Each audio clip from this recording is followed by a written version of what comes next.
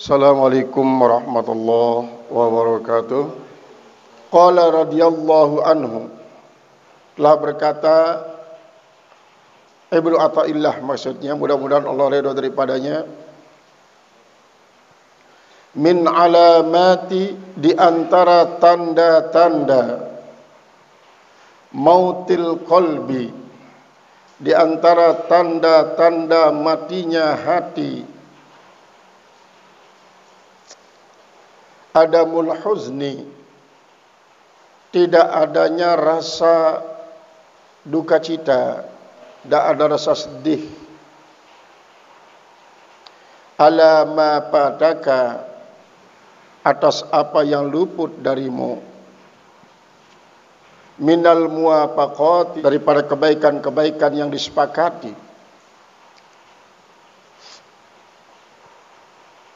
wa tarkun nadmi, dan meninggalkan menyesal, ala ma fa'altahu, atas apa yang kau telah lakukan, min wujudiz zullati, daripada adanya keteledoran-keteledoran. Al-qalbu idza kana hayyan, hati itu apabila ia hidup, bil imani, dengan iman. Hati itu apabila dia hidup dengan iman, hazina ala ma fatahu, dia akan sangat bersedih atas apa yang luput daripadanya, minat ta'ati, daripada perbuatan-perbuatan taat, wa nadima ala ma fa'alahu, dan ia sangat-sangat menyesal atas apa yang ia lakukan, minaz zullati, daripada kejahatan-kejahatan. Wa muqtada hadza, dan yang menjadi tuntutan akan ini, maksudnya tanda-tanda ini, tanda-tanda dia itu tidak sedih ketika luput kebaikan, tidak menyesal ketika terlanjur berbuat jahat. Tandanya apa? Wujudul parhi bima yasta'malu bihi. Wujudul parhi, adanya kesenangan, dia senang, bima yasta'malu bihi, dengan apa yang ia lakukan padanya, minat taat, daripada perbuatan taat. Kalau dia berbuat taat, sangat senang.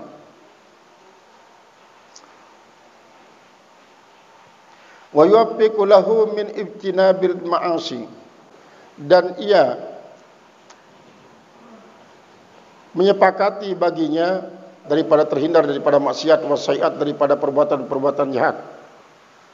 Dia sangat-sangat gembira ketika dia mampu melakukan perbuatan taat, dan dia akan sangat gembira ketika dia mampu terhindar daripada perbuatan maksiat dan kejahatan.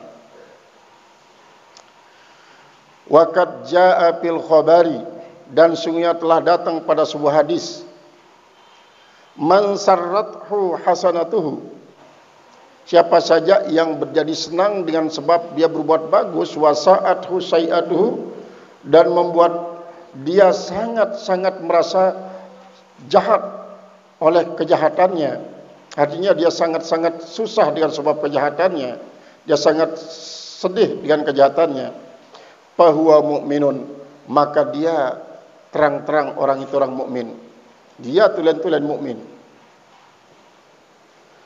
Fa illam yakunil abdu, maka jika ada hamba itu, bihadzal wasfi, dengan sifat ini, ay fa illam yakunil abdu, maksudnya, maka jika tidak ada hamba itu dengan sifat ini, artinya dia tidak senang ketika dia berbuat bagus, wa adamul huzni ala ma fatahu, dan tidak merasa duka cita ketika dia luput kebaikan, wa nadmi ala ma fatahu, dan tidak menyesal atas apa yang ia lakukan daripada perbuatan jahat, bahwa maitul qalbi. Jadi maitul bukan mayit, karena kalau mayit itu akan mati berdasarkan firman Allah, innaka mayyitun innahum mayyitun. Engkau hai kekasihku, kata Allah, akan mati, mereka juga akan mati. Sedangkan kalau dia sukun, ya tidak tasdid, maka itu sudah mati sama dengan mauta. Mauta itu sudah mati. Alladzi khalaqal mauta wal hayata. Dialah yang menjadikan mati dan hidup. Mati dan hidup. Jadi kalau dia mengungkapkan mati dan hidup, berarti kematian dan kehidupan. Min itlaqi maka wa iradati ma yakunu. Jadi itu tandanya. Orang-orang yang memiliki keimanan berarti hatinya sedang hidup. Memang di dalam tasawuf ada dikatakan ma'rifatul jasad, ada ma'rifatul nafsi, ada ma'rifatul qalbi, ada ma'rifatul ruhi, dan ada ma'rifatul sirri. 5 macam ma'rifat. Ma'rifatul jasad itu ya mengetahui jasad kita sendiri. Ma'rifatul nafsi, kita tahu nafsu kita. Nafsu ammarah bisu, nafsul lawamah, nafsul muhimah, nafsul mutmainnah, sampai kepada nafsul radiyah, nafsul mardiyah, nafsul marhamah. Yang 7 itu. Sedangkan kalb itu kata daripada para ulama tasawuf, sasarannya asma Allah, nama-nama Allah. Marifatul kalbi itu adalah yang disasar adalah asma Allah yang terdapat dalam Al-Quran dan semua kalimatut thayyibah, karena dia qalb. Sedangkan marifatul roh ini banyakkan tidak tahu kita, makanya sering ditanyakan, nama jasad saya adalah Muhammad, nama roh saya tidak ada yang tahu, hanya Rasulullah dan Allah yang tahu nama roh. Karena apa? Karena memang kita punya abul jasad, umul jasad, abur roh dan umur roh. Yang menjadi abul dan umul jasad kita adalah orang tua kita sendiri. Orang tua kita sendiri yang menamakan kita dengan nama apapun yang diberikan tafaul, menjadi doa nama itu. Sedangkan abur roh adalah Nabi Muhammad SAW. Kemudian umur roh istri-istri Nabi Muhammad SAW. Makanya dikatakan Al-Quran, innamal mu'minuna ikhwatun. Sesungguhnya orang mukmin itu semuanya bersaudara. Saudara apa? Saudara dalam ruh. Di dalam Al-Quran juga dikatakan, an-nabiyyu awla bil mu'minina wa azwajuhum ummahatuhum. Nabi itu jauh lebih aula dibanding dengan orang mukmin daripada diri mereka sendiri. Sedangkan istri-istri Nabi adalah ummatuhum, ibu ruh mereka. Ibu roh mereka. Itu sebabnya nanti ketika kita meninggal di alam barzah, kita ditanya, man ikhwanuka, siapa saudaramu? Bukan si fulan saudara saya yang paling besar, si fulan saudara saya yang paling kecil, si fulan nomor 2, nomor 3. Tapi adalah al-mu'minuna wal muslimuna kulluhum ikhwani. Itu saudara roh yang ditanyakan. Saudara roh. Jadi para ahli tasawuf mengatakan bahwa dulu arwah kita ini ziarah kepada Nur Muhammad SAW, dapat kita ketahui seberapa banyak roh kita itu berziarah kepada Rasulullah SAW, kelihatan pada seberapa banyak kita berselawat. Kalau dia banyak kita berselawat di dunia, berarti dia banyak roh kita itu dulu berziarah kepada Rasulullah SAW. Nah, qalb ini, kenapa kalb yang karena memang kalau syariat itu kan ibadat kaulan wa fi'lan wa niyatan. Sedangkan kalau tarekat ibadah lisan, lebih banyak ibadah lisannya. Nah, kalau tasawuf ibadahnya qalb. Ibadah qalb. Barulah nanti setelah itu ada sir. Ada sir. Makanya ini yang menjadi kontroversi ya, orang-orang yang begejoh tentang masalah zikir huwa, kemudian hu, bahkan ana. Memang kalau tidak masuk ke dalam lingkaran itu akan sulit untuk bertemu, karena masing-masing berjalan melalui layar sendiri-sendiri. Ketika berbicara tentang hal itu, maka masing-masing akan berpegang kepada konsepnya sendiri. Itu sebabnya dulu Tajuddin As-Subki yang ahli hadis ingin mengetahui apa sebenarnya hakikat daripada tasawuf itu. Begitu juga sebenarnya Ibnu Athaillah. Ibnu Athaillah kan ahli fikih sebenarnya. Dia ingin mengetahui ini yang namanya tasawuf. Ibnu Taimiyah juga, dia ahli fikih dan ahli hadis. Dia ingin tahu tasawuf, tapi dia tidak menamakan apa ajarannya itu tasawuf, tapi tazkiyatun nafs. Kalau Ibnu Athaillah, dia tasawuf juga Ibnu Athaillah, cuma disebutkan tazkiyatun nafsi. Memang semuanya sama, tujuannya adalah untuk membersihkan roh, membersihkan sir, membersihkan apa kalb, membersihkan nafs, kemudian membersihkan jasad. Nah, sekarang bagaimana kita dapat mengetahui hati kita itu masih hidup atau sudah mati? Mungkin secara jasadi dia masih hidup karena bisa menjadi salah satu unsur kehidupan di mana dia berdetak jantung ini. Kalb itu sebenarnya jantung, bukan hati. Yang hati itu di sini di kanan. Di kanan. Jadi kalb itu hati. Maka ketika kita zikir, ada zikir lisan, ada zikir kalb, ada zikir roh, ada zikir sir. Zikir lisan itu la ilaha illallah, la ilaha illallah itu. Kalau zikir kalb itu Allah, Allah, Allah, Allah, Allah. Ini jantung. Huwa itu adalah termasuk zikir ruh. Kalau hu itulah zikir sir. Zikir sir kita. Tapi hu itu seringkali tidak kedengaran, hanya di dalam hati. Makanya banyak orang begini, kalau umat Islam umat Islam dia misalnya baru pulang dari ini, dari minuman keras, dia sudah berzina, dia sudah berjudi, dia juga mabuk minuman keras. Karena Allah masih sayang kepada dirinya, dibuat dia menabrak tiang listrik sampai pecah kepalanya. Tapi dia sempat mengatakan, tidak sempat mengatakan la ilaha illallah, tapi sempat mengatakan Nah, ini oleh ahli tarekat dikatakan dia sirnya sedang berzikir. Maka dia bisa termasuk orang yang terhapus dosa-dosanya dengan sebab dia berzikir sir itu.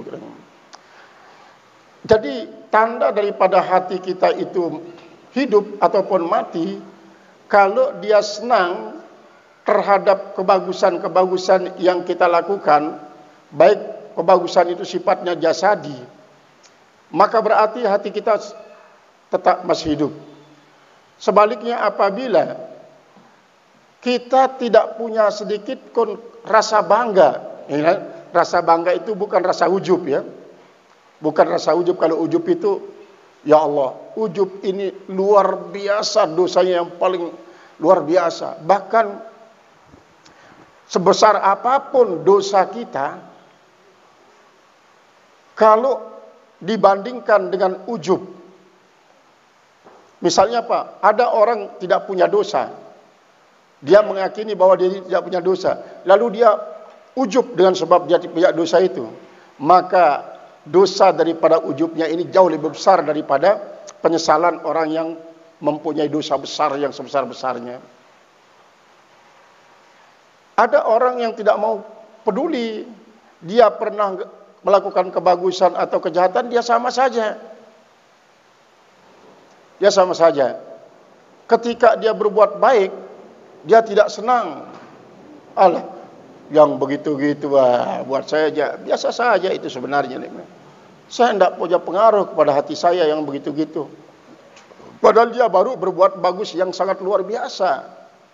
Dia mungkin saja membangun masjid, bangun pondok pesantren, dia bantu juga anak-anak yatim, dia bangun panti asuhan. Tapi dia tidak merasa senang. Jadi ingat, senang dan ujub berbeda. Dia tidak merasa senang. Kalau senang itulah faragul qalbi inda ihsanihi, yaitu rasa plong di dalam hati ketika dia berbuat bagus. Sebaliknya, dia tidak menyesal sedikit pun ketika dia melakukan perbuatan terlarang. Sebesar apapun perbuatan terlarang ia lakukan, dia tidak pernah ada penyesalan sedikit. Misalnya, salah satu dosa besar, dia bunuh orang. Dia bunuh orang. Dia besar sekali dosanya. Dia bunuh orang. Tapi dia tidak menyesal sedikit pun. Tidak ada penyesalannya. Berarti hatinya di saat itu sedang mati. Sedang mati. Maka sebaliknya, kalau dia senang di saat dia baru selesai melakukan perbuatan bagus, dia sangat menyesal ketika terlanjur berbuat dosa, berarti hatinya masih hidup. Masih hidup hatinya. Qala al-musannif rahimallahu ta'ala, wa innama kana dzalika, dan hanya saja adalah yang demikian itu, min qibali anna a'malal abdi al-hasanata, dari mana datangnya? Dari mana datangnya kegembiraan atas perbuatan bagus yang ia lakukan dan penyesalan atas perbuatan jahat yang ia lanjur lakukan? Min qibali anna a'malal abdi, yaitu dari arah bahwa perbuatan hamba al-hasanah, perbuatan hamba yang bagus itu, wasai'ah, dan yang jahat, alamatani, yaitu menjadi tanda, dua-duanya menjadi tanda, ala wujudi ridallahi ta'ala, atas adanya keridaan Allah Ta'ala anil abdi terhadap hamba, wasuhti alaihi, dan murkanya Allah Ta'ala atas hamba itu ketika dia melakukan perbuatan terlarang. Jadi kalau dia berbuat bagus, hamba itu Allah ridho. Kalau dia berbuat jahat, Allah murka. Fa idza waffaqallahu ta'ala abdahu, apabila waffaqallahu, menyenangi oleh Allah Subhanahu wa taala, abdahu, akan hambanya, lis-shalihat, atau apabila menunjuki oleh Allah Subhanahu wa taala akan hambanya untuk berbuat bagus, sarrahu, berarti dia menyukai, dia senang kepada hamba itu, sarrahu zalika, menyenangkan akan dia, akan hamba, zalika, oleh amal bagusnya itu, li'annahu, karena bahwasanya dia alamatun ala ridahu anhu, menjadi tanda atas ridanya Allah Ta'ala daripada itu hamba. Wa ghalaba hina idzin, dan telah menang ketika itu, rajauhu, harapannya, ketika itu menang harapannya. Wa idza khaddalahu, dan apabila Allah menghinakannya, menghinakan itu hamba, walam ya'simhu, Allah tidak memelihara dia, fa'amila bil ma'asi, maka dia melakukan perbuatan maksiat, itu si hamba, sa'ahu zalika, menyakiti akan dia oleh yang demikian itu, wahzanahu, dan membuat dia menjadi sangat duka, berduka kalau dia terlanjur berbuat jahat, li'annahu alamatun ala suhtihi alaihi, karena bahwasanya itu kejahatan menjadi tanda atas murkanya Allah atas orang itu. Jangankan sampai berbuat jahat di dalam sadar. Dulu menurut satu riwayat, ya, Umar bin Khattab pernah dia bermimpi basah dengan budaknya, budak perempuannya. Maka setelah dia bangun daripada tidurnya, Umar bin Khattab, dia bertobat luar biasa. Karena apa? Mimpi basah itu, kalau bukan dengan pasangan yang sah, maka pertanda dia sedang dipermainkan oleh setan. Dia sedang dipermainkan oleh setan. Selama dia belum mengalahkan setan itu, dia akan tetap bermimpi basah. Seperti dalam kisah Sayyidi Syekh Abdul Qadir Al-Jilani. 41 malam dia mimpi basah, dan 40 kali dia mandi di saat dingin yang sangat-sangat dingin. Berarti pada saat itu Sayyidi Syekh Abdul Qadir Jailani sedang diuji oleh Allah Subhanahu wa taala atas kebersihan daripada ruhnya. Karena mimpi itu sesungguhnya kan pertemuan ruh dengan ruh. Apakah pertemuannya itu dengan roh suci? Maka dia akan memimpikan sesuatu yang diridai Allah. Tapi ketika dia bertemu dengan roh jahat, maka dia akan bermimpi melakukan sesuatu kejahatan. Maka Ini juga salah satu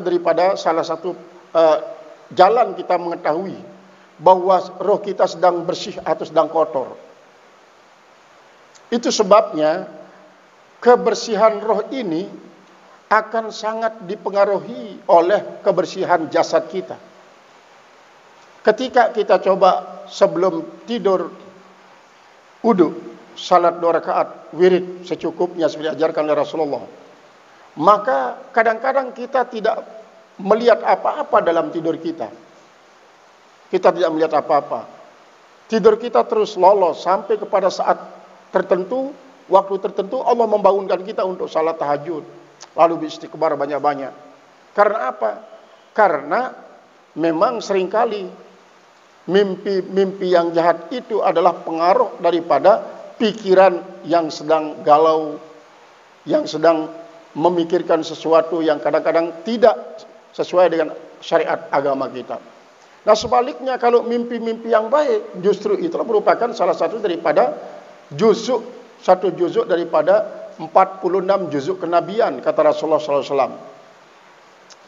Nah, sehingga betapa banyak para ahli hadis kalau dia mimpi bertemu dengan Rasulullah SAW, maka apa yang disabdakan oleh Rasulullah SAW itu dia masuk dalam kategori hadis rohaniyah, bukan hadis biasa. Pernah Ibnul Arabi yang pertama kali mendengarkan sabda Rasulullah SAW mengatakan, man ro'ani fi manamihi faqad ro'ani. Siapa saja yang melihat saya dalam tidurnya, dia sudah melihat saya, sudah itu hakikat saya itu. Kalau saya ceritakan sekarang hadis ini, kata Ibnul Arabi, mana mungkin orang percaya. Karena apa? Karena hadis itu harus jelas sumbernya, sanadnya. Sementara saya tidak bertemu dengan Rasulullah SAW di saat dia masih hidup, kata Ibnul Arabi. Akhirnya yang namanya Ibnul Arabi salah seorang waliullah, dia minta bertemu lagi dengan Rasulullah. Kepada Allah dia minta. Akhirnya dipertemukan. Lalu ini diadukan oleh Ibnul Arabi. Rasulullah, yang namanya hadis itu kan harus jelas sumbernya dari engkau yang masih hidup dan sanad-sanadnya pun masih hidup. Sementara sekarang ini engkau sudah tidak di dunia lagi ya Rasulullah. Engkau menyabdakan seperti yang tadi itu. Apakah ini bisa dipercaya oleh orang? Kenapa kau harus sibuk mau dipercaya atau tidak? Kalau kau disampaikan bahwa ini ucapanku dalam mimpi, itu sebagai hadis rohani namanya, bukan hadis seperti biasa. Hadis rohani. Kata daripada Rasulullah kepada Ibnul Arabi.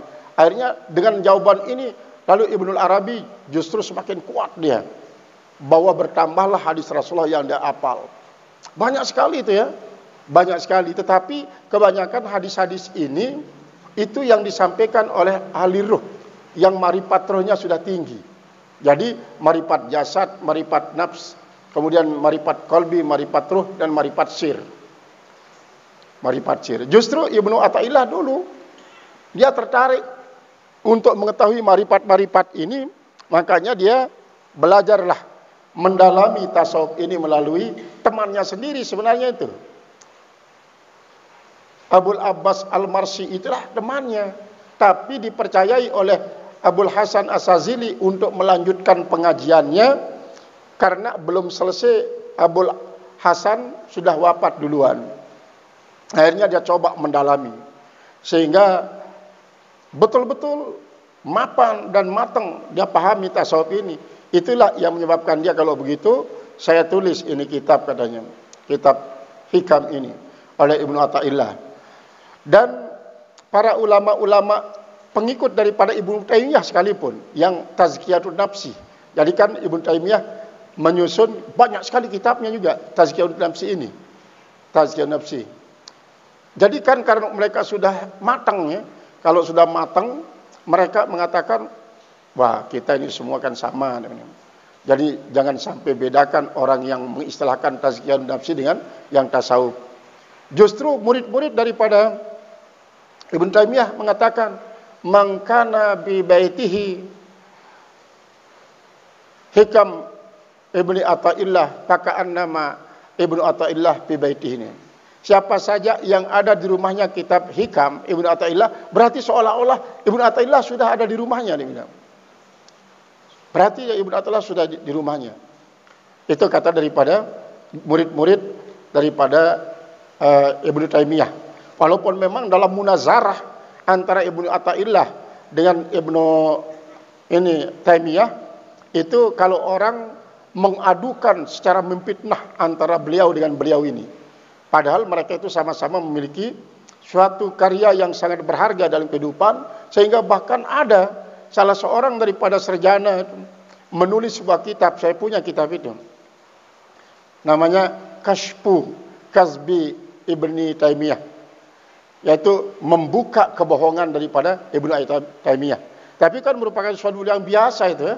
Dikatakan bohong, dikatakan sesat, dikatakan kafir, dikatakan syirik oleh orang itu biasa. Kalau orang-orang besar itu tidak bikin jadi apa-apa. Karena dia kan seperti prinsip orang sekarang. Dihina tidak akan jadi sampah, disanjung juga tidak akan jadi rembulan katanya. Artinya apa? Nah, anggap saja biasa. Itu yang dipesankan oleh Mbak Maimun kepada TGB dulu.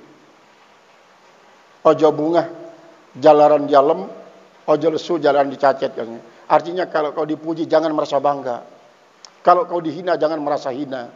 Biasa saja itu. Antara pujian dengan cacian itu sebenarnya tipis perbedaannya. Tinggal bagaimana kita memanage dia sebagai suatu penyebab kita menjadi orang yang tidak menjadi ujub lantaran dipuji, tidak menjadi apa? Tidak menjadi merasa hina kalau dihina. Kemarin saya waktu di Mesir itu Syekh Ala. Syekh Ala ini ulama besar itu.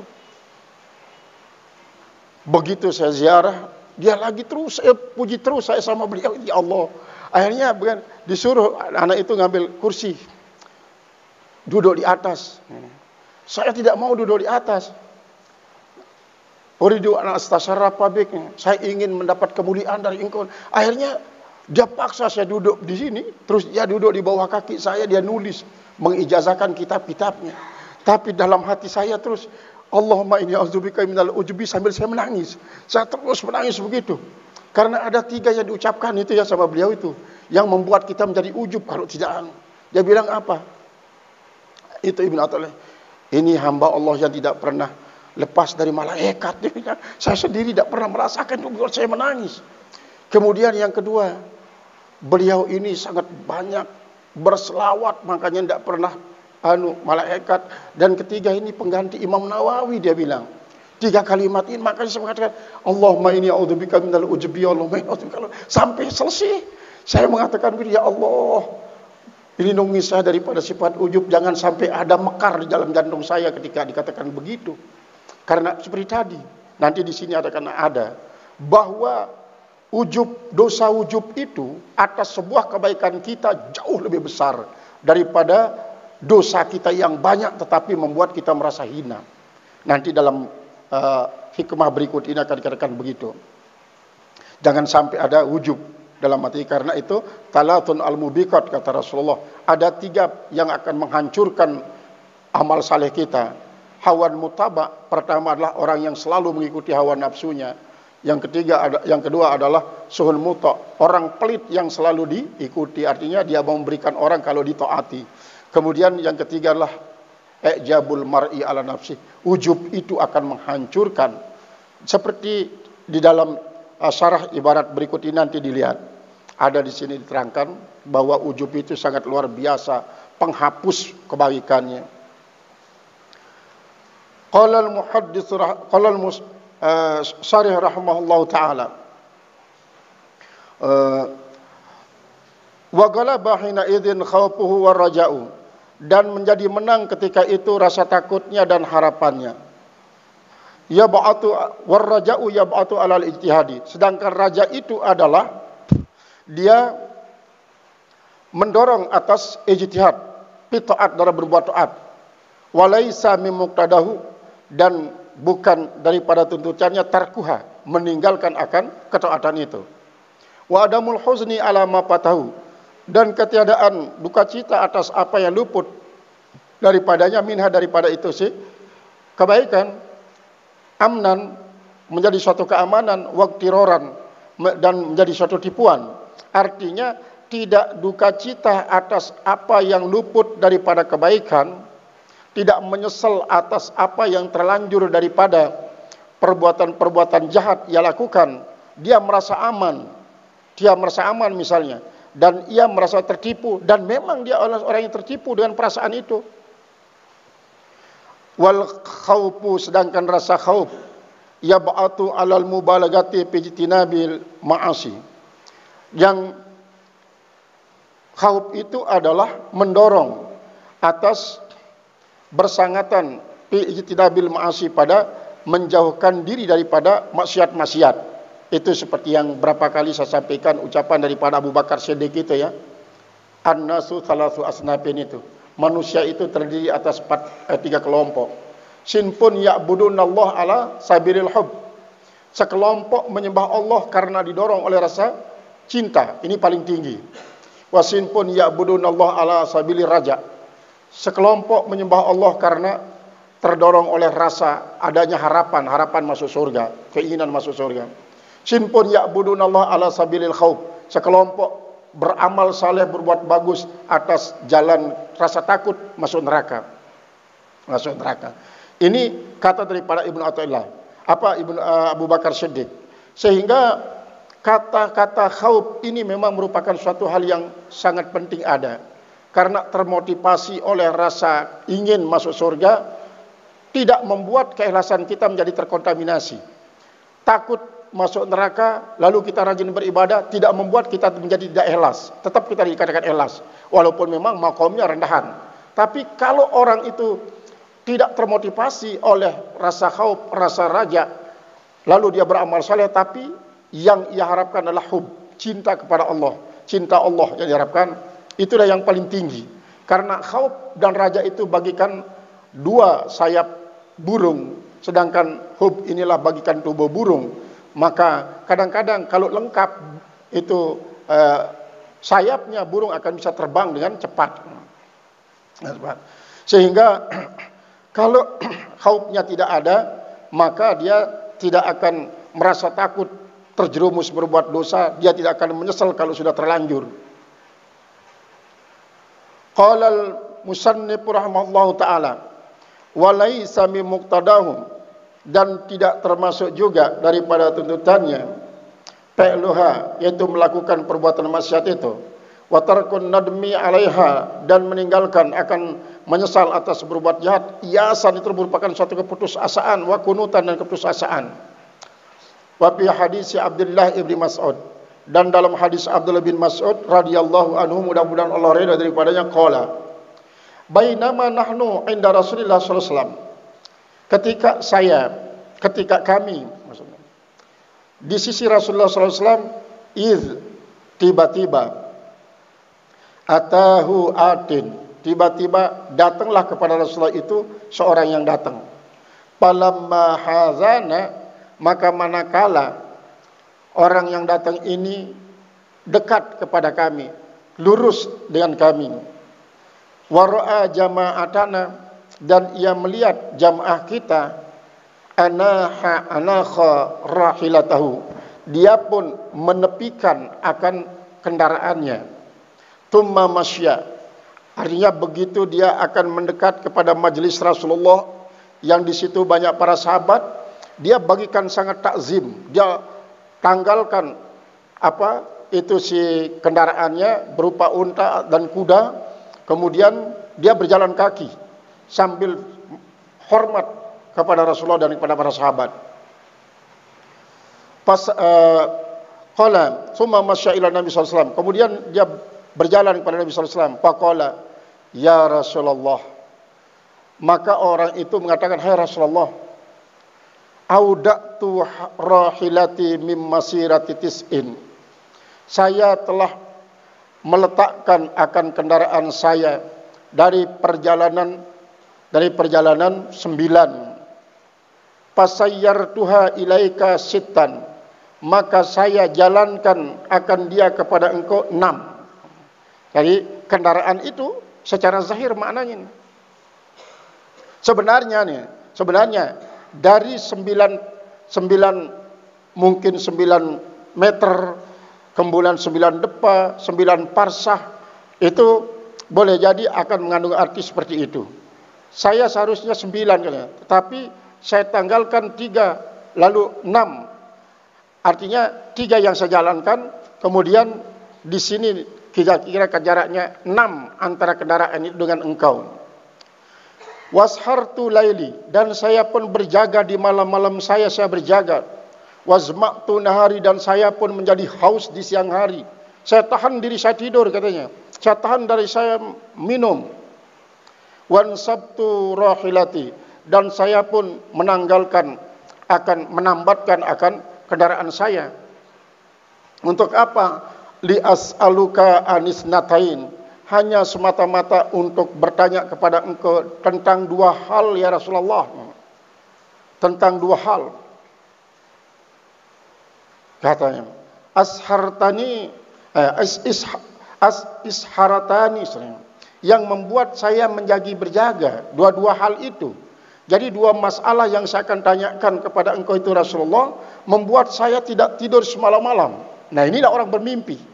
Kata orang sekarang, yang namanya mimpi itulah bukan apa yang kita lihat di saat kita tidurnya. Yang namanya mimpi itulah suatu yang kita inginkan sampai kita tidak bisa tidur. Itu namanya mimpi. Itu kata orang sekarang. Kalau mimpi di saat kita tidurnya itu namanya tinduk katanya.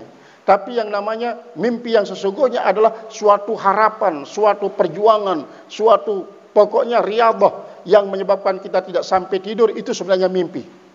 Nah, kalau itu kita lakukan katanya, niscaya nanti kita akan mendapatkan apa yang kita perjuangkan.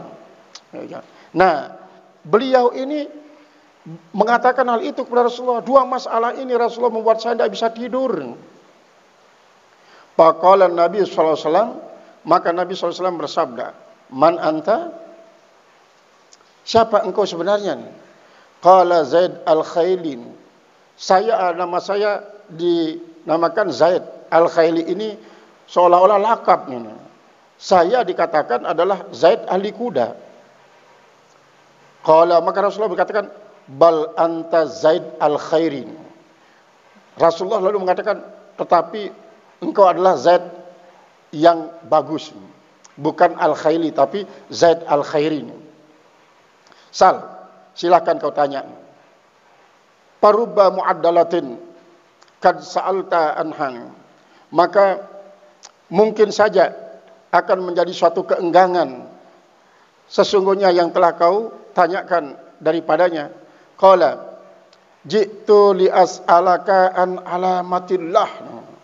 Saya datang kepada engkau ya Rasulullah untuk menanyakan tentang tanda-tanda Allah. Bima yuridu, pada orang yang dikehendaki oleh Allah. Artinya kalau Allah berkehendak kepada orang itu, bagaimana tandanya? Wa alamatuhu biman la yuridu, dan tanda Allah pada orang yang tidak ia kehendaki. Ya, jadi 2 ini yang ditanyakan. Jadi pertama, bagaimana tandanya orang itu yang sedang dikehendaki oleh Allah, dan bagaimana tandanya orang itu yang sedang tidak dikehendaki oleh Allah. Faqala lahu Nabi sallallahu alaihi wasallam, bakhin kaifa asbahta ya Zaid. Bakhin ini merupakan salah satu kebiasaan dalam orang Arab tuh. Nah. Kalau dalam bahasa Sasak. Kaifa asbahta, bagaimana kau berpagi-pagi? Artinya bagaimana keadaanmu sampai pagi hari ini? Ya Zaid, ay Zaid. Qala asbahtu uhibbul khair. Ya Rasulullah, saya berpagi-pagi sangat cinta terhadap kebagusan. Saya cinta kepada kebagusan. Wali dan ahli kebagusan. Wa uhibbu ay ya'mala bihi. Dan saya suka bahwa ia bekerja dengannya. Wa idza fatani, maka apabila kebaikan itu luput dari saya, hanantu ilaihi, saya sangat-sangat rindu kepada kebaikan itu ya Rasulullah. Saya sangat-sangat merasa meradang dengan kebaikan yang tidak bisa dilakukan. Wa idza amiltu amalan kalla au kathura, apabila aku melakukan sebuah perbuatan sedikit ataupun banyak, aikantu bithawabi, saya yakin ada pahalanya ya Rasulullah. Qala hiya. Maka Rasulullah mengatakan, dialah itu tandanya nih. Artinya kalau orang itu sedang dikehendaki oleh Allah Subhanahu wa taala, maka dia ketika dia luput daripada sebuah perbuatan bagus, dia sangat-sangat merasa tidak memiliki apa-apa. Artinya dia merasa rugi, serugi-ruginya. Itu. Nah, maka Rasulullah, itu sudah tandanya itu. Tanda orang yang dikasihi oleh Allah. Kalau dia luput daripada kebaikan, berarti dia merasa sangat-sangat rugi. Kalau dia melakukan perbuatan bagus itu, dia sangat-sangat senang. Hiya kata Rasulullah. Bi'ainiha, dengan ainnya, ya Zaid. Walau aradakallahu lil ukhra. Sedangkan kalau menghendaki oleh Allah Subhanahu wa taala lil ukhra, untuk yang lain, hayya akalaha, Allah menyiapkan engkau baginya, thumma la yubali, lalu dia tidak peduli, fi ayyi wadin halakta, di lembah mana kau mati. Faqala Zaidun, hasbi, cukuplah ya Rasulullah, cukuplah. Summa irtahala, kemudian Zaid itu pergi, walam yasbut, dan dia tidak tinggal. Ini mendengar apa yang dikatakan oleh Zaid kepada Rasulullah SAW ini tentang uhibbul khaira wa ahlih wa akhlahu wa uhibbu ayyamala bihi. Seperti yang dikatakan oleh Imam Syafi'i, ada tertulis itu di tembok makamnya itu ya. Imam Syafi'i di tembok makamnya itu ada mengatakan, uhibbus solihina walastu minhum asa an anala syafa'atahum, katanya. Uhibbus solihin walastu minhum, saya sangat cinta terhadap orang-orang saleh, padahal saya tidak termasuk golongan mereka, katanya. Saya tidak termasuk golongan mereka. Asa an anala syafa'atahum, mudah-mudahan saya dapat syafaat daripada orang-orang saleh, kata Imam Syafi'i. Nah, ketawaduan semacam inilah yang dimiliki oleh para ulama-ulama yang sesungguhnya sudah gaus-gaus itu. Apalagi ya sebenarnya gaus-gaus ini seperti Sayyid Abdul Qadir Jailani, Imam Hanafi, Imam Maliki, Imam Hambali, Imam Ghazali, dan Imam Tajuddin Subki, dan lain-lain itu.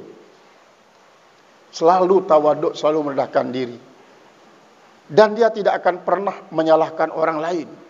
Bahkan dia selalu mengatakan, orang ini mungkin saja lebih baik dari saya. Mungkin saja dia lebih baik dari saya. Itu saja. Dah husnuzon. Makanya ini yang pernah saya sampaikan ya, tentang doa salat jenazah itu. Yang mengatakan, in kana khairan fazid fi hasanati wa in kana syarran fatajawaz anhu. Ini nanti orang-orang alim yang kita harus husnuzon. Makanya saya sudah salin itu. Tidak pernah mengatakan ingkana musinan fazid fi hasanati sekarang, wa ingkana musian dah. Tapi kalau apa?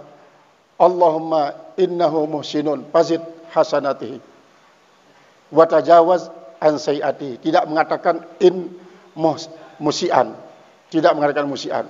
Pokoknya Allahumma innahu muhsinun fazid hasanatihi. Ya Allah, dia orang baik. Kan itu harus husnuzon.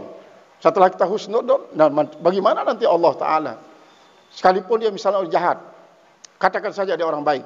Karena kita disuruh untuk menyaksikan kebaikannya, jangan penyaksian. Nah, in musian atau inkana musian pada jasa, tidak mengatakan inkana musian, tapi pada jazaan sayatihi. Pada jazaan sayatihi. Allahumma innahu musinun fazid ihsanahu wa tajawaz an sayatihi. Tajawaz an sayatihi. Jadi artinya husnuzon itu tetap ada. Ini kadang-kadang kita murid ya. Guru kita meninggal yang sudah keramat-keramat itu, kita masih saja mengatakan inkana musinan. Berarti kita ragukan kebaikannya. Katakan saja dia innahu musinun ya Rabb fazid ihsanihi. Nah, saya coba cari di dalam kitab-kitab balaghah misalnya, kata-kata inkana ini apa sih maksudnya sehingga dipakai oleh ulama untuk mendoakan, berdoa terhadap orang-orang yang soleh-soleh itu. Karena mengatakan inkana lagi. Ternyata Tidak ada selain daripada adalah yang merupakan insyartin, harfu syartin. Bagaimana kalau kita jadikan dia misalnya menjadi an-mukhaffafah minas sakilah? Ya. Kalau dia mukhaffafah minas sakilah, maka takdirnya innahu kana muhsinan. Innahu kana muhsinan. Tapi tahukah mereka yang berdoa itu mengatakan bahwa ini ilmu mukhaffafah minas sakilah? Karena banyak kan orang-orang yang tidak pernah belajar ilmu nahwu berdoa begitu juga terhadap orang-orang alim.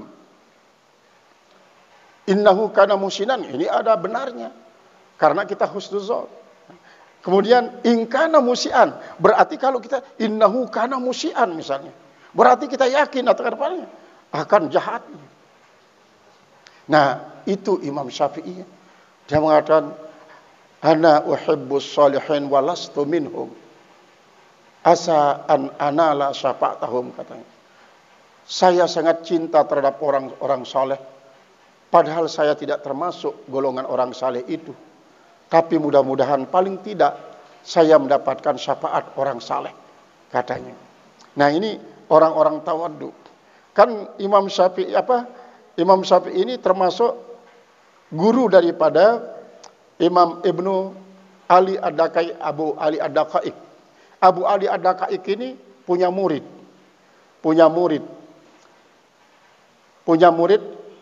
Abul Qasim Al-Bushairi.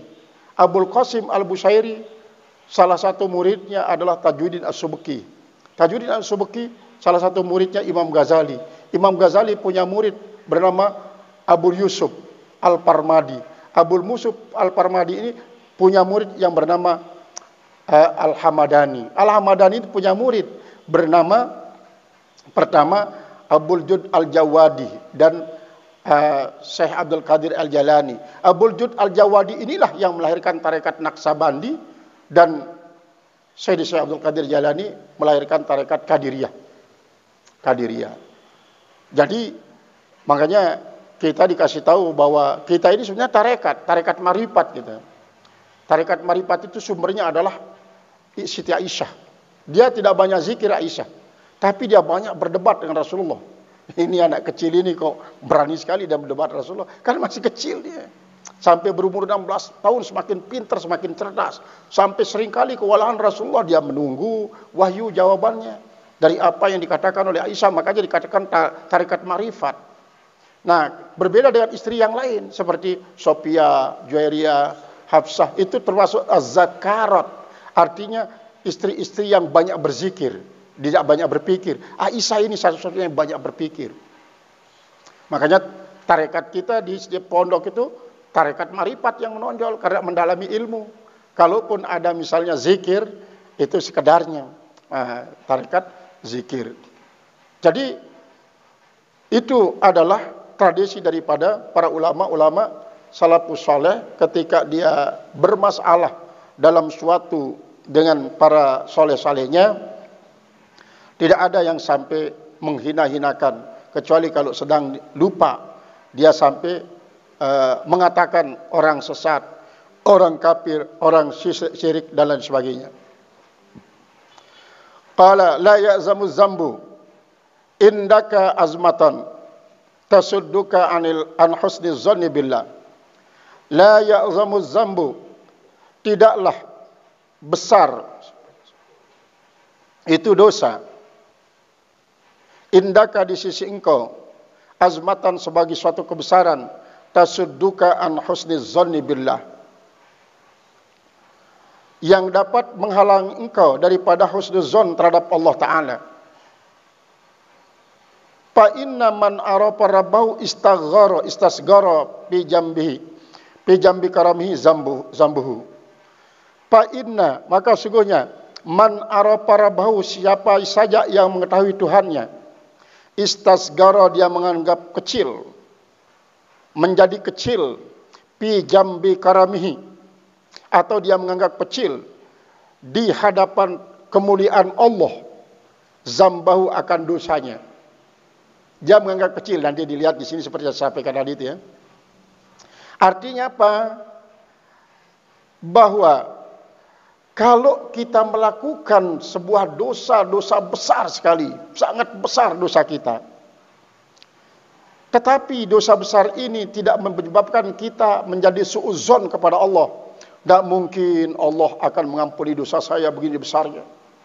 Karena sudah sangat memalukan dosa ini saya lakukan. Tak mungkin Allah akan mengampuninya. Sudah ditutup pintu taubat oleh Allah buat saya. Begini besarnya dosa saya. Berarti kan tidak husnuzon ya. Justru sebaliknya dia suudzon kepada Allah. Dia seolah-olah menganggap Allah tidak akan pernah memberikan ampunan kepada hambanya yang mau bertobat. Nah, kalau hal itu adalah dimiliki atau dirasakan oleh seorang ketika dia berdosa, begitu besarnya dosa itu, tapi dia tidak terhalang untuk husnuzon kepada Allah yang Maha Pengampun, maka dianggap saja dulu kecil ini dosa, dianggap dia kecil. Karena apa? Pengampunan Allah yang lebih besar. Jadi kecilnya itu bukan dibandingkan dengan dosa orang lain, tapi dibandingkan dengan besarnya pengampunan Allah. Man arafa rabbahu istasgara fi jambi karamihi zambahu. Siapa saja yang mengetahui Tuhannya, maka dia menganggap kecil di hadapan Allah, hadapan kemuliaan Allah akan dosanya. Itu. Jadi kalau orang tasawuf mengatakan man arafa nafsahu fakat arafa rabbahu, ini kata daripada Yahya bin Mu'az Ar-Razi sebenarnya ini, yang merupakan hadis yang didapatkan dari Rasulullah lewat mimpi. Kemudian ada yang mengatakan man arafa kalbahu fakat arafa rabbahu. Man arafa kalbahu maka fakat arafa rabbahu. Ada yang mengatakan man arafa rohahu fakat arafa rabbahu. Man arafa jasadahu fakat arafa rabbahu. Ini para ulama-ulama tarekat dan tasawuf begitu dia. Karena memang begitu. Semua apa yang ada di dalam diri kita ini, makanya dikatakan kan ada ayat mabsurah. Ada namanya ayat mabsurah, ada namanya ayat masturah, ada namanya ayat manzurah. Ayat mabsurah itu wa fi anfusikum apalah tubsirun. Manusia ini ayat mabsurah. Wa fi anfusikum apalah. Kemudian ayat masturah itu adalah Al-Qur'an. Kemudian ayat manzurah itu adalah alam semesta ini, ayat-ayat kauniyah. Apala yanzuruna ilal ibili kaifa khuliqat wa ilas sama'i kaifa rufi'at wa ilal jibali kaifa nusibat wa ilal ardi kaifa suyidat dan seterusnya. Itu ayat-ayat manzurah.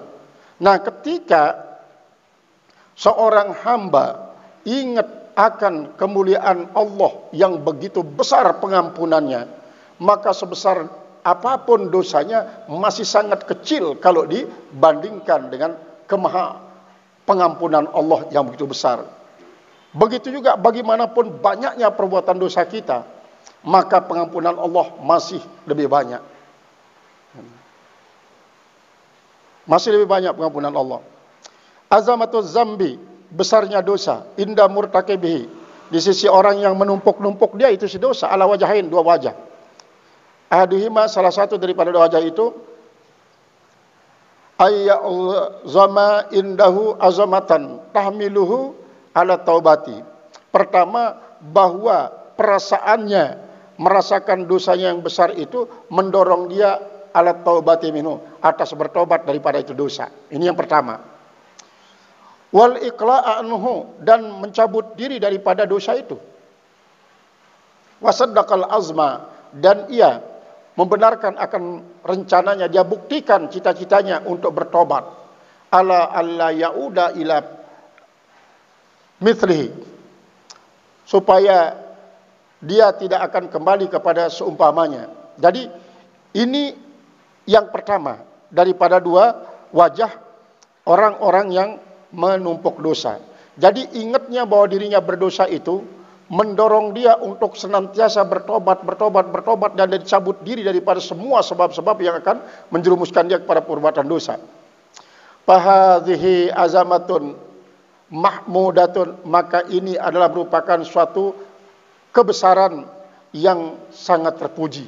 Artinya perasaan memiliki dosa besar semacam ini termasuk adalah perasaan yang sangat terpuji, anggapan yang sangat terpuji, karena dia menganggap dosanya lebih besar. Misalnya kita mengatakan anjumu fis samai akallu min dzunubina bintang gemintang yang ada di langit jauh lebih sedikit dibanding dengan dosa kami. Wa illam takfir lana fana numin khaibina. Kalau kau tidak ampuni dosa kami, Allah, kami orang rugi. Kami menjadi orang rugi. Wa hiya min alamati imanil abdi. Dan ini, perasaan semacam ini adalah termasuk dia sebagian daripada tanda-tanda keimanan seorang hamba. Kama kulna, sebagaimana kami katakan. Qala Abdullah ibnu Mas'ud, berkata Abdullah bin Mas'ud radhiyallahu ta'ala anhu, mudah-mudahan meridai oleh Allah Subhanahu wa taala daripadanya. Innal mu'mina yara dzunubahu, sesungguhnya orang mukmin melihat dosa-dosanya ka'annaha fi asli jabalin, seolah-olah dia berada di dasar gunung. Yakhafu ayyaka'a alaihi, dia sangat khawatir kalau gunung itu runtuh lalu dia ditimbun oleh gunung itu. Itu perasaan daripada orang yang beriman ketika dia berdosa. Wa innal fajira, sedangkan orang yang fajir tidak mukmin, yara dzunubahu kadzubabin, ia melihat dosanya bagikan seekor lalat, wa ka'ala ampihi, yang hinggap di hidungnya. Qala bi, lalu dia berkata dengannya, hakadza, seperti ini, fa'atarahu, maka dia menerbangkannya. Wa yuqalu, dan dikatakan, inna ta'ata kama istasgarta, sesungguhnya perbuatan taat itu kullama istazkarta atau kullama istusgirat kaburat indallahi, manakala perbuatan taat itu kita anggap kecil, sesungguhnya dia besar insyaallah. Misalnya begini, kita hujan-hujan ini datang mengaji, saat orang lain pada tidur mungkin menikmati tempat tidur sambil menonton TV ataupun apa saja, kita tinggalkan dia. Tapi kita mengatakan masih kecil ini kalau dibandingkan dengan mujahadahnya para wali. Masih sangat kecil. Nah, perasaan kita mengatakan masih sangat kecil perbuatan baik kita, justru di hadapan Allah sangat besar. Ketika kita mengatakan sangat sedikit yang bisa hamba lakukan untuk diri engkau ya Allah, maka justru Allah akan mengatakan ya sangat besar. Qala sannifu rahimahullah ta'ala, wa innal ma'siyata, dan sungguhnya maksiat kullama ustuzimat sagorat, sesungguhnya kemaksiatan itu setiap kali dianggap besar itu maksiat, sagirat indallahi, dia akan menjadi sangat kecil di sisi Allah. Artinya begini, kita misalnya tidak bisa dapat salat berjamaah di masjid satu kali, kita biasa misalnya salat berjamaah, ini kita anggap sebagai satu maksiat, kita anggap menjadi suatu kerugian. Betapa kurang ajarnya saya Allah, tidak bisa menghadiri undangan engkau, tidak bisa menghadiri panggilan engkau untuk kali ini. Sangat kurang ajar hamba ini, tak punya rasa malu. Nah, justru kita anggap bahwa itu merupakan kesalahan besar. Kita meninggalkan salat berjamaah itu kesalahan besar bagi saya. Justru Allah menganggap dia kecil. Allah enggak apa-apa, karena yang penting kamu menyadari kesalahanmu. Nah, seolah-olah begitulah sifat Allah Subhanahu wa taala. Memang berbeda dengan kita ya. Berbeda dengan kita. Misalnya begini, kita di sekolah saja ada di kelas. Ketika anak berturut-turut salah 3 kali, kan seringkali kita pecat dia. Kalau sudah 3 kali ini berturut-turut kita hukum, diberikan peringatan, tidak bisa, kita pecat. Ini ukuran apa? Ukuran daripada kebaikan kita kepada itu si anak. Karena memang boleh misalnya, karena ketimbang dia nanti kita ajar tidak ikhlas, kita pun tidak ikhlas mengajar dia, mungkin kita berikan jalan keluar. Di mana nak kau ikhlas bisa belajar, rajin di sana, saya juga akan ikhlas melepaskan kamu. Gitu. Nah, ini maksud saya adalah kalau kita bandingkan diri kita dengan Allah, maka sangat tidak ada kebaikan kita terhadap sesama dibanding dengan Allah kepada kita. Betapa hebatnya Allah Subhanahu wa taala. Begitu besarnya dosa kita, dia berikan kita peringatan, tapi kita lagi berbuat jahat. Diberikan kita peringatan, lagi berbuat jahat. Allah tidak akan pernah mengatakan, pokoknya keluar kamu dari sini. Kecuali, yang sering saya katakan juga, orang-orang murtad itu orang-orang yang diusir oleh Allah. Mereka kan banyak yang berdalil bahwa dirinya setelah membaca Al-Quran, bahwa saya berperasaan baik, bisa meninggalkan Islam ini, saya mendapatkan keselamatan di sini katanya. Saya setelah istikharah berkali-kali, baru saya bisa keluar daripada Islam ini.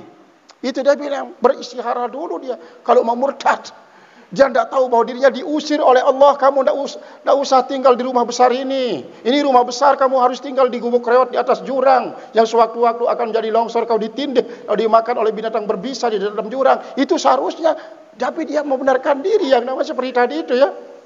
Itu namanya orang yang sedang mati hatinya. Dia justru tidak mengatakan saya rugi. Dia justru mengatakan senang saya tinggalkan Islam itu. Dia bilang. Itu tandanya mati-mati. Dia menganggap bahwa tidak ada apa-apanya kalau dia murtad. Lalu apa yang membuat mereka termotivasi seperti Sukmawati itu masuk Hindu? Ya Allah. Ibrahim, Saiful Ibrahim masuk Kristen. Dia masih sampai sekarang mencari kelemahan-kelemahan Al-Quran untuk membenarkan dirinya sebagai seorang murtad. Dia cari ayat-ayat pembenaran ya. Misalnya dia ayat-ayat jihad itu yang jadikan alasan. Wa qatilul musyrikina kafatan kama yuqatilunakum kafah. Perangilah olehmu orang-orang musyrikin itu sebagaimana mereka memerangi kamu.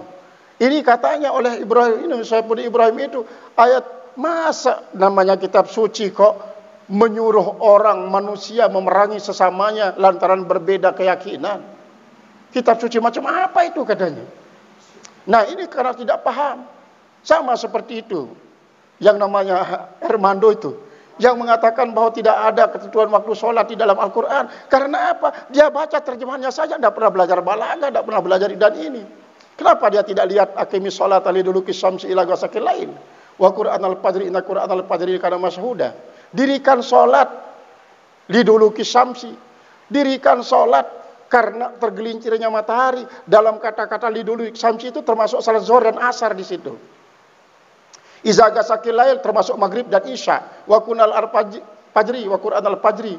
Qur'anal fajri itu subuh. Nah, satu ayat ini sudah mengandung 5 waktu. Untuk menjadi penafsiran daripada as-salatu innas salata al-mu'minina kitaban mauquta. Sesungguhnya salat itu bagi kaum mukminin adalah suatu kewajiban yang sudah ditentukan. Dijelaskanlah oleh ayat ini. Aqimis salata liduluki syamsi ila ghasaqil laili wa qur'anal fajri inna qur'anal fajri kana mashhuda. Sudah lengkap satu ayat ini 5 waktu. Itu sama dengan ini Akil Sirot yang mengatakan tidak ada ayat Al-Quran yang menerangkan tentang adanya Allah. Kayaknya beliau itu tidak pernah belajar balaghah. Sama dengan anak-anak kita dulu, pernah ada yang tamat di pondok. Begitu dia masuk di UIN, tiba-tiba dia bertanya, di dalam Al-Quran tidak ada yang menyuruh kita untuk Islam, dia bilang. Kita hanya disuruh beribadah. Jadi bagaimanapun cara kita beribadah akan diterima oleh Allah. Tidak ada perintah dalam Al-Quran yang mengatakan suruh kita Islam. Dia lupa pelajarannya yang hanya ini yang namanya Khabariyah Lafzan Isyaiyah Ma'nan itu. Dia lupa tentang apa? Al-khabar atau istifham mutaghayyir syak ilal amr. Pahal aslamtum itu sungguhnya itu artinya istifham mutaghayyir syak ilal amr, yaitu istifham yang berubah haluan kepada perintah. Maka hal aslamtum itu artinya Islamu, artinya salah Islamlah kalian. Ini tidak diingat. Bagaimana dia akan mungkin bisa menemukan tentang paham yang seperti itu di dalam Al-Quran kalau dia hanya baca terjemahannya. Saya 100 kali baca Al-Quran, tidak pernah temukan katanya ada waktu sholat di dalam Al-Quran. Karena dia hanya baca terjemahannya, bagaimana mungkin? Nah inilah sebabnya kita selalu berharap kepada yang muda-muda supaya betul-betul mari kita gali Al-Quran ini berdasarkan ilmu. Biar orang lain mungkin hanya dengan terjemahannya, supaya kita bisa meluruskan mereka. Jangan sampai hanya memahami Al-Quran hanya dengan terjemahan. Karena apa? Arti leksikal itu tidak seringkali tidak seperti makna yang diharapkan dalam Al-Quran. Karena Al-Quran ini tidak cukup hanya dengan makna leksikal yang kita temukan dalam kamus saja. Tapi dia seringkali mempergunakan makna-makna yang non-leksikal itu. Karena ada tauriyah, ada majaz, ada isti'arah, ada isti'arah makniyah, ada isti'arah al-asliyah dan lain sebagainya. Ini makanya untuk memahami Al-Quran penguasaan ilmu balaghah, badi ma'aninya itu harus kuat. Kalau hanya dengan terjemahan saja itulah jadinya. Tidak ada katanya dalam Al-Quran dalil yang mengatakan bahwa Allah itu ada. Ya Allah. Ya Allah. Apakah tidak cukup dengan mengatakan wallahu alladzi la ilaha illa huwa ar-rahmanur rahim dalam ayat kursi itu? Ataupun ayat-ayat yang lain. La ilaha illa ana fa'budni wa qimis salata li dzikri. Apakah tidak cukup semacam itu? Atau mungkin apa yang dimaksudkan oleh orang-orang semacam itu yang mengatakan Al-Quran ini kok tidak lengkap jadinya. Kalau hanya ajaran Islam saja yang sesuai dengan akidah dan syariahnya tidak lengkap Al-Quran, apalagi akan fenomena alam. Dia sangat membatasi makna Al-Quran jadinya. Ini yang merupakan suatu kesalahan besar sesungguhnya bagi orang yang ingin menafsirkan Al-Quran atau menerjemahkan Al-Quran, memahami Al-Quran tanpa tafsir. Maka akan masuk dalam kategori mempasar Al-Quran bi rahi paleta bawa maka dominan nar. Itu yang kita khawatirkan. Maka oleh sebab itu alhamdulillah kita di sini, alhamdulillah walaupun kan kita sejak dini sudah mengajarkan balaghah, ma'ani, bayan, marut, mantek dan sebagainya, itu sangat membantu. Cuma mereka itu kadang-kadang begitu masuk di perguruan tinggi, dia kalah total oleh retorikanya orang dan lupakan ajaran di pondok itu. Ini seperti yang saya sampaikan tadi itu. Mana ada ayat Al-Quran yang menyuruh kita Islamnya? Ayat Al-Quran hanya menyuruh kita beribadah, dia bilang. Jangan lupa. Ini yang juga saya seringkali katakan kepada anak-anak kita di pondok, supaya jangan lupakan ajaran pondok ini ketika kalian sudah masuk di perguruan tinggi. Itu. Yang menghafal Al-Quran 15 juz, akhirnya tinggal lagi 1 juz begitu dia masuk di perguruan tinggi. Yang tadinya menghafal Alfiyah, akhirnya lupa Matan Al-Jurmiyah setelah di perguruan tinggi. Karena lingkungannya itu yang membuat dia tergusur pemahaman dan ingatannya.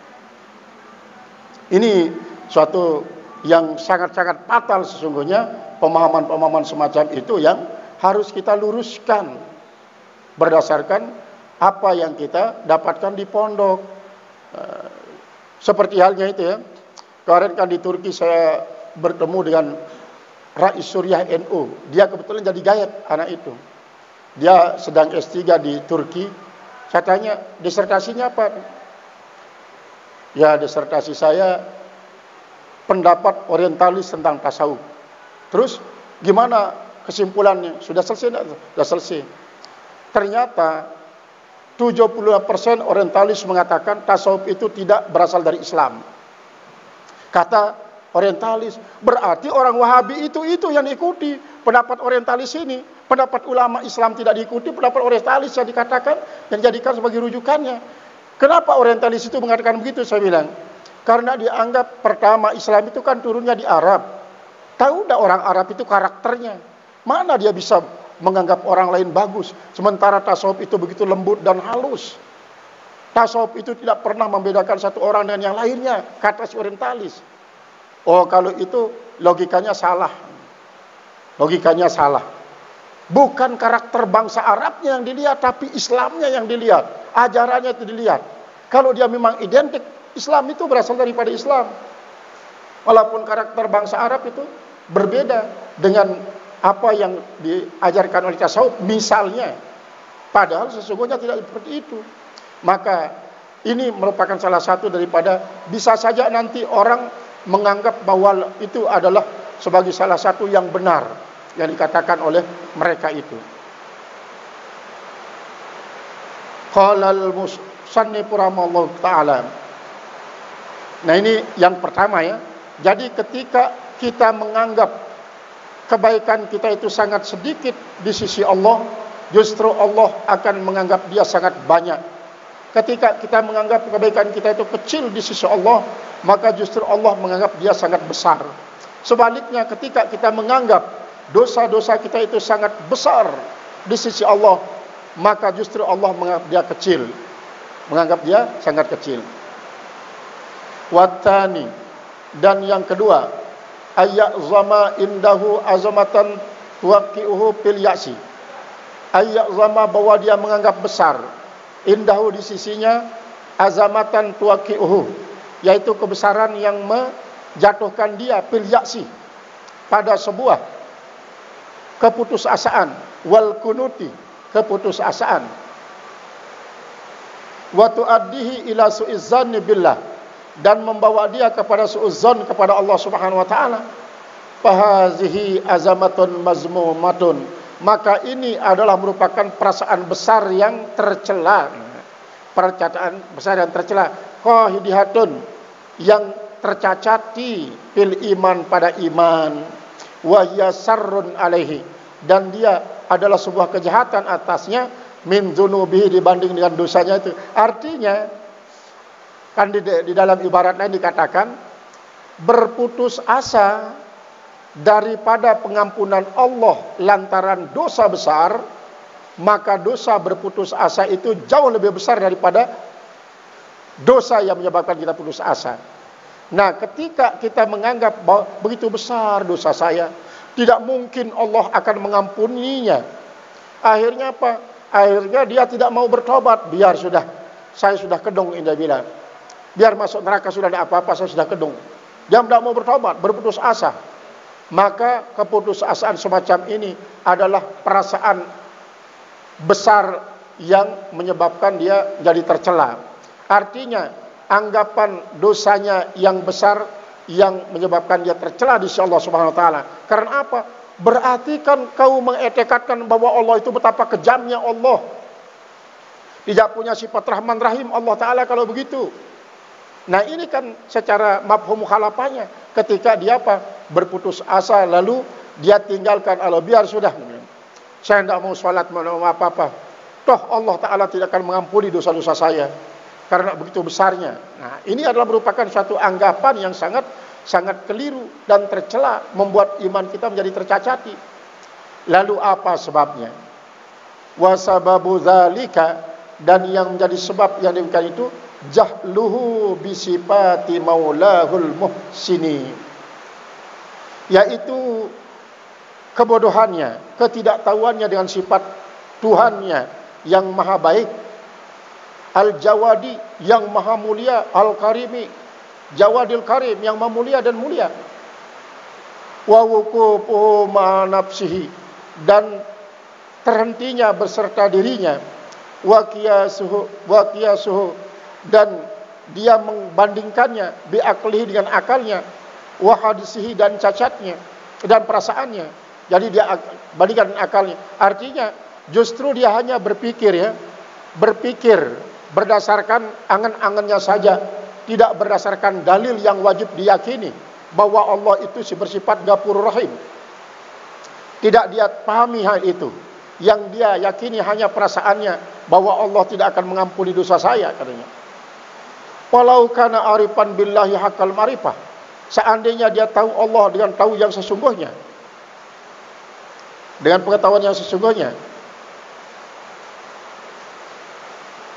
lastahqara dzunubahu, niscaya dia menganggap enteng dosanya, menganggap enteng, menganggap kecil dosanya, fi jambi karami wa fadli, yaitu di hadapan kemahamuliaan Allah dan karunia-Nya.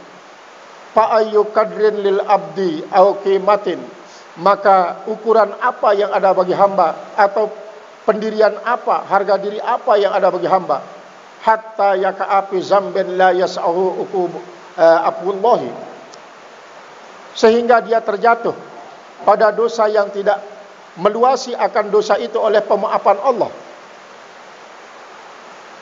Wa yukabbiru alaihi, dan ia sombong atasnya, ayyagfirahu, bahwa Allah akan mengampuninya.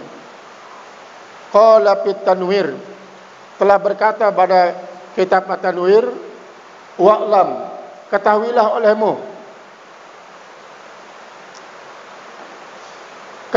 olehmu, annahu la budda fi mamlakatihi, bahwasanya Allah Subhanahu wa taala tak boleh tidak pada kekuasaannya, min ibadihim, daripada hamba mereka,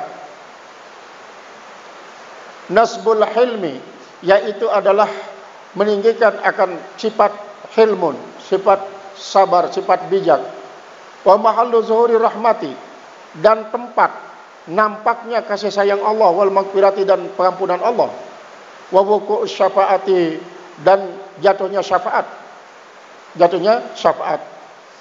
Wafhama qaulahu sallallahu alaihi wasallam, dan wafham, pahamilah oleh makan sabda Rasulullah SAW, walladzi nafsi biyadihi, dan demi Allah yang jiwa ragaku dalam genggaman kekuasaannya, laulam taznibu la zahaballahu bikum, kalau kalian tidak pada berbuat dosa, niscaya Allah akan menghilangkan kalian. Wala jaa biqaumin yaznibuna fayastaghfiruna Allah, lalu setelah kalian dihilangkan, Allah mendatangkan suatu kaum yang selalu berbuat dosa lalu minta ampun kepada Allah. Ini kata Rasulullah. Seandainya kalau semua kalian tidak akan punya dosa, kalian akan dimusnahkan oleh Allah. Lalu didatangkan satu kaum yang berbuat dosa terus, tapi dia minta ampun. Apakah artinya Allah tidak senang kepada orang yang tidak berbuat dosa itu lalu dimusnahkan? Atau sebaliknya, dia senang terhadap hamba yang berbuat dosa, lalu dia minta ampun? Kan begitu dikatakan oleh Rasulullah, kullu bani adama khatta'un wa khairul khatta'in al-ta'ibun. Semua anak Adam itu adalah pendosa, tapi sebaik-baik orang yang berdosa adalah orang yang selalu minta ampun, bertobat kepada Allah. Maka dengan demikian, ini bukan berarti Allah tidak senang terhadap hamba-hambanya tidak berbuat dosa. Senang dia. Cuma ya supaya ada tempat dipakai pengampunannya itu, maka dia bikin manusia-manusia pendosa supaya dia minta ampun lalu Allah memberikan ampun. Tetapi ini juga yang diperalat oleh iblis untuk membuat manusia menjadi dosa. Makanya Allah di samping dia diterangkan seperti ini oleh Rasulullah, dia sudah wanti-wanti, la yagurrannakum billahil garur. Jangan kalian tertipu dengan Allah oleh para penipu. Siapa garur itu? Setan dan iblis. Apa katanya?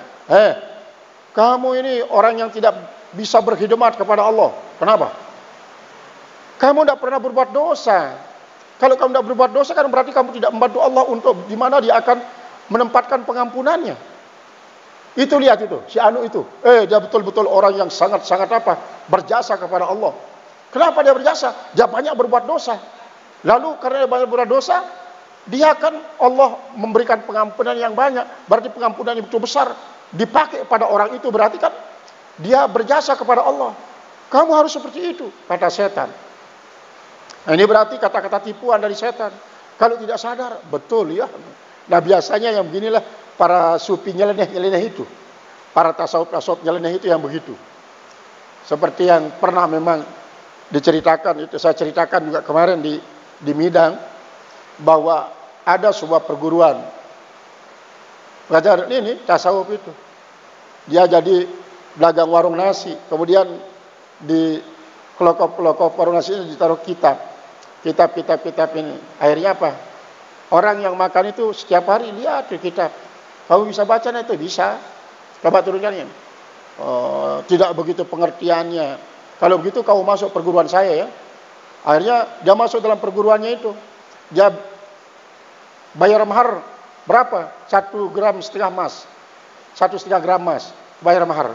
Begitu dia masuk di situ, ternyata yang diajarkan adalah dosa. Terus apa sekarang pelajaran kita?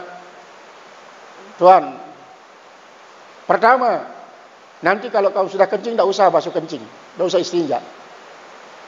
Kalau kau berak, tidak usah istinja. Biar sudah, tidak usah mandi kalau sudah bercampur bersama istrimu. Supaya gimana? Supaya kau dibenci oleh Allah. Dia betul-betul supaya dibenci oleh Allah. Pokoknya tambah lagi bencinya Allah, tambah lagi bencinya Allah. Kalau dia sudah memuncak kebenciannya, dia akan segera berbalik menjadi cinta katanya. Allah akan cinta. Nah, semacam itulah yang termasuk tipuan-tipuan ini. Tipuan-tipuan dari setan. La yagurrannakum billahil garur itu. Jangan sampai hal ini membuat kita menjadi tertipu. Fayaghfiru lahum, maka Allah mengampuni bagi mereka. Wa qauluhu sallallahu alaihi wasallam, dan sabda Rasulullah SAW, syafaati li ahlil kabair.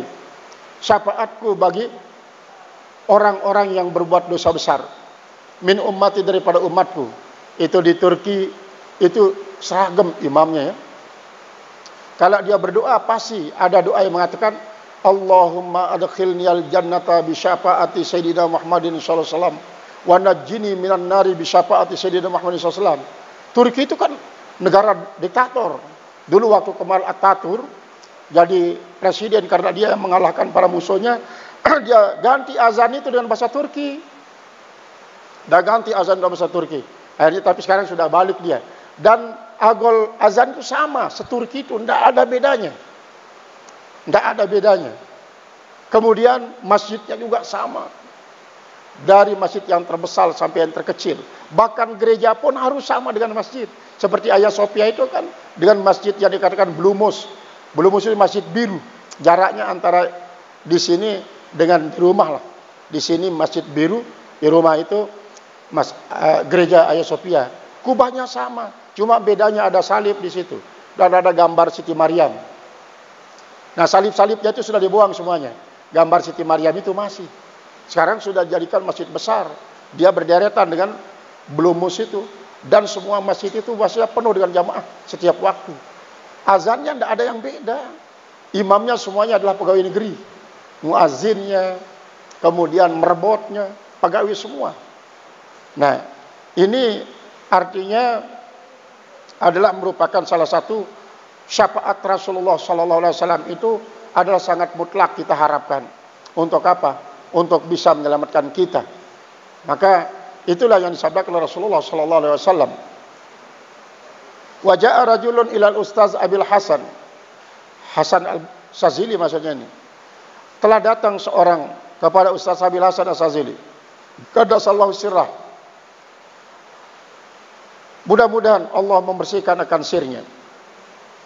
Al-Aziz. Faqala ya sayyidi.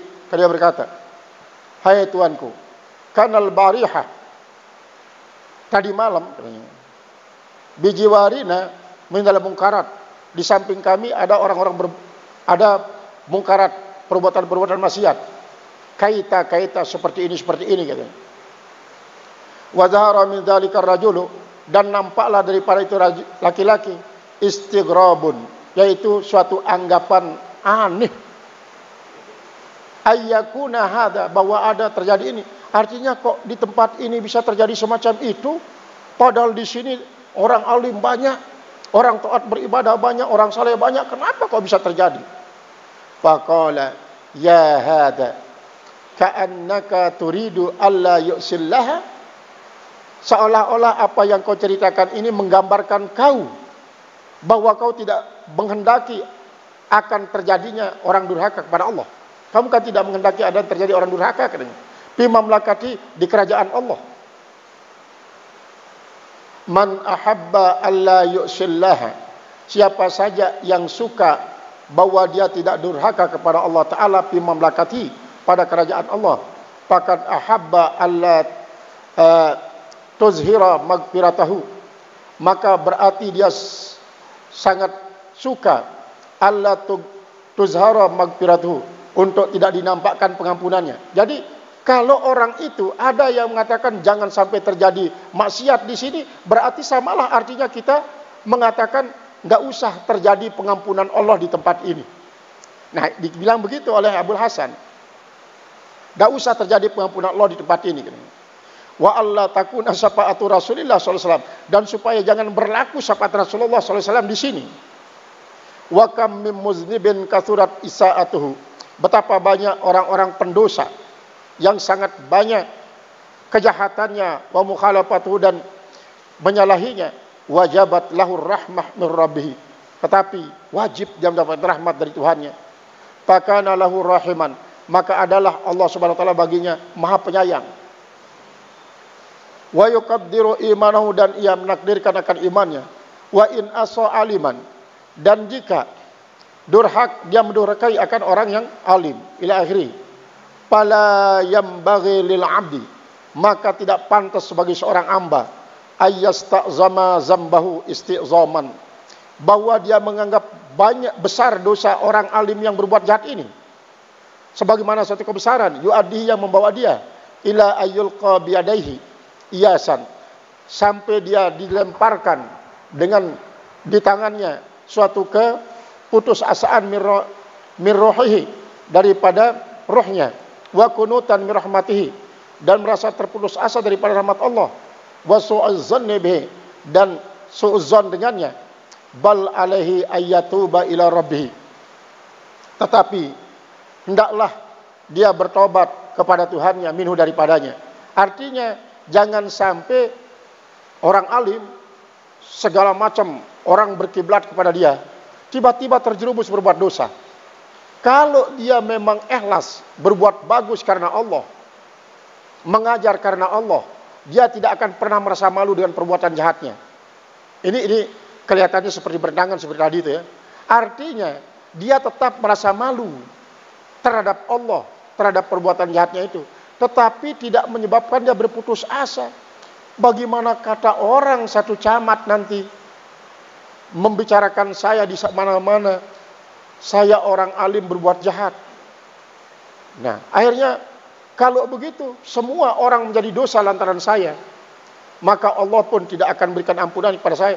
Jangan sampai seperti itu. Tapi harus katakan, mari, masih banyak pengampunan Allah, bertobat saja, kembali kepada Allah. Wa yarji'u ilahi anhu, dan ia kembali kepada Allah daripadanya. Wa ya'lamu hikmatallahi ta'ala fi taslitihi, dan hendaklah dia mengetahui akan hikmat Allah pada penguasaannya alaihi atasnya. Wa takhliyatihi, dan itu pengosongannya bainahu, pemisahannya bainahu wa bainahum, antara dia dan antara Allah Subhanahu wa taala. Wa fil khabari ani Rasulullah sallallahu alaihi wasallam, dan dalam sebuah kabar daripada Rasulullah sallallahu alaihi wasallam, laula anna dzamba khairun lil mu'mini minal ujub. Kalau tidak ada, nah ini yang saya katakan tadi itu ya, kalau tidak ada bahwa dosa itu lebih bagus daripada bagi orang mukmin dibanding dengan ujub, ma khalallahu ta'ala baina mu'minin wa baina dzambin, niscaya tidak akan memisahkan oleh Allah Ta'ala antara dosa dan antara orang beriman. Artinya kalau tidak, menurut anggapan Allah, berdosa besar itu masih jauh lebih bagus dibanding dengan ujub atas kebaikan, maka Allah tidak akan memisahkan antara seorang mukmin dengan dosa. Dia harus berbuat dosa terus. Dia harus berbuat dosa terus. Karena apa? Karena ujub itu jauh lebih bahaya daripada dosa besar yang ia lakukan. Ujub terhadap kebaikan-kebaikannya atau terhadap keunggulan-keunggulannya, terhadap prestasi dan lain sebagainya. Panabahaka bihada, maka dia memberikan perjagaan akan kau dengan ini. Ala anna dzamba mani'un min wujudil ujub, bahwasanya dosa itu bisa menjadi menjadi penghalang daripada adanya ujub. Ya Allah, ini kan begini. Sebenarnya misalnya kalau Allah mentakdirkan kita menjadi orang yang sangat sempurna, alim, kaya, disegani oleh orang, tidak pernah terhina, tidak pernah mejan, tidak pernah itu dan ini, pokoknya sempurnalah. Bisakah kita menjadi orang yang tidak ujub?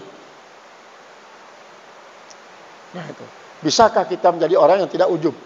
Seperti halnya Abdurrahman bin Auf dan 9 al-mubasysyiruna bil khulul jannah bighairi hisab.